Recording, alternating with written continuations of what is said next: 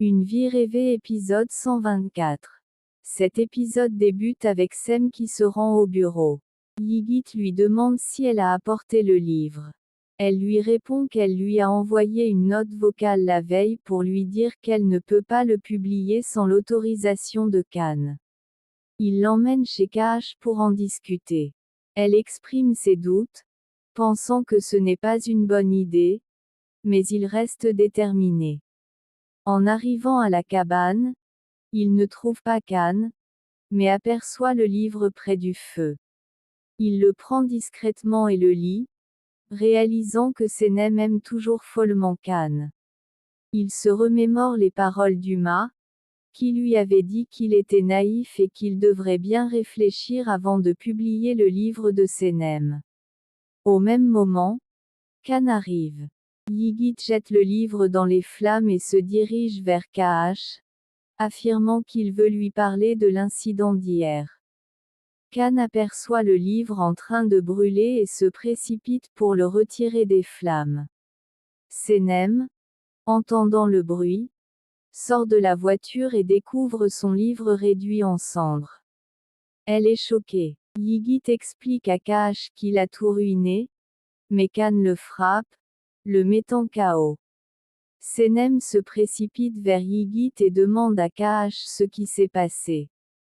Kaash l'emmène rapidement à l'hôpital. Khan est honteux et n'ose pas regarder Sem. Leia et Emr les rejoignent et demandent à Sem ce qui s'est passé. Elle, en larmes, interroge Kaash sur ses actions. Il lui demande de rester calme et affirme que c'était un accident. Peu après, Khan n'arrive toujours pas à parler à Sem. Tous attendent dans les couloirs, demandant aux infirmières des nouvelles de Yigit. Uma arrive en pleurant et annonce que Yigit est paralysé et ne pourra plus jamais marcher. Khan se rend dans sa chambre avec les autres. Uma demande au médecin de les laisser seuls 10 minutes, ce qu'il accepte. Khan s'excuse auprès de Yigit, expliquant qu'il ne voulait pas que cela arrive.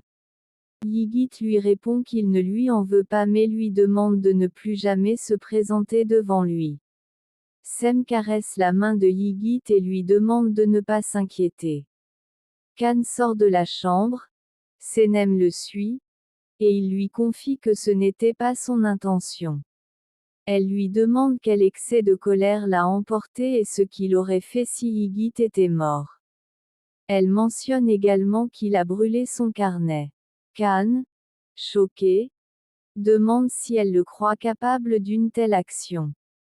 Elle lui demande de citer une seule phrase du livre s'il l'a vraiment lu, mais il reste silencieux. Pendant ce temps, Uma les observe. Sem dit à Khan qu'elle a essayé plusieurs fois de lui parler, mais qu'il n'a pas écouté. Il tente de lui prendre la main pour discuter à l'extérieur, mais elle refuse.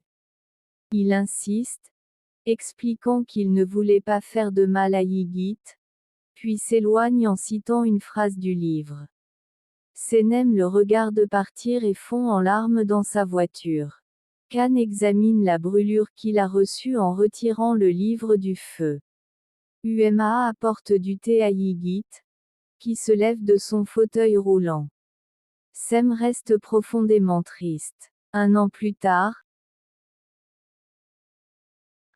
Khan revient en ville en bateau. Senem lit ses livres et les vend dans la rue, Yigit à ses côtés. Elle pense encore à Kaash, mais se tourne vers Yigit. On lui pose des questions sur son livre. Elle répond avec réflexion, signe ses ouvrages et les distribue. Elle rentre ensuite avec Kaash, qui marche avec une canne. Khan passe à proximité sans les remarquer. Il commence à pleuvoir et Senem et Khan se réfugient au même endroit sans se connaître. Senem enlève son chapeau, Khan la remarque. Elle se retourne et s'assoit, ne le voyant pas. Il s'assoit juste derrière elle, l'observant attentivement dans une salle de cinéma vide. Khan s'en va après l'avoir longuement regardé. Senem se retourne, ne voit personne et, très stressé, met les mains sur sa tête.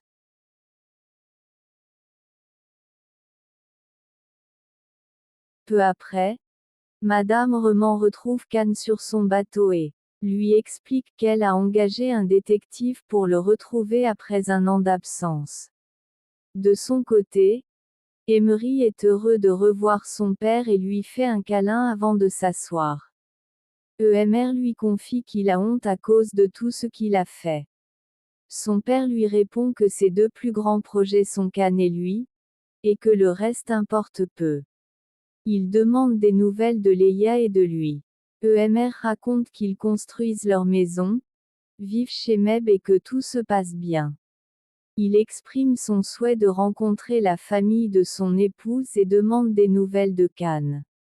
Pendant ce temps, Khan prend du thé avec Reman, qui lui explique que son père est à Istanbul et qu'après son départ, Emery a tout fait pour maintenir la compagnie, mais en vain.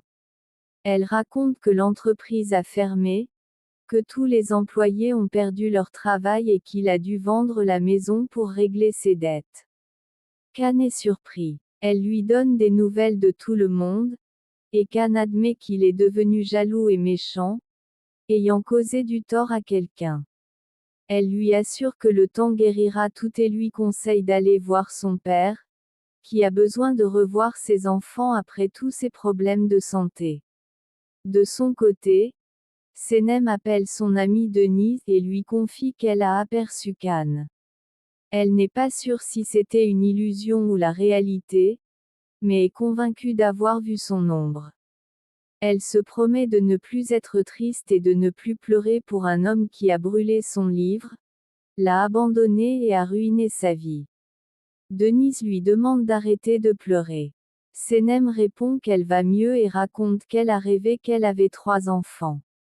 Elle décrit ses enfants avec bonheur et explique à quel point elle était heureuse avec eux, puis conclut que ce n'était qu'un rêve et termine l'appel. Pendant ce temps, Kaash retourne sur son bateau. Emer raconte à son père l'histoire entre Khan et Senem et comment elle s'est terminée. De son côté, Réré est devenu vendeur de fruits dans la rue, adoptant une allure de mauvais garçon qui intrigue les clientes. Moussafer arrive en ville et demande à Réré ce qu'il fait dans les marchés. Il bavarde comme d'habitude et Moussafer l'aide à vendre sa marchandise. Pendant ce temps, Uma vit avec Meb, mais il continue d'avoir des mésententes. M arrive et annonce que son père est de retour. Umaa, surpris, demande à Emer de l'appeler immédiatement, souhaitant lui parler d'urgence, mais Emer lui explique que son père ne veut pas la voir. Nerveux, elle est emmenée prendre l'air par son fils. Meb rit tandis que Nia l'observe. C'est la fin.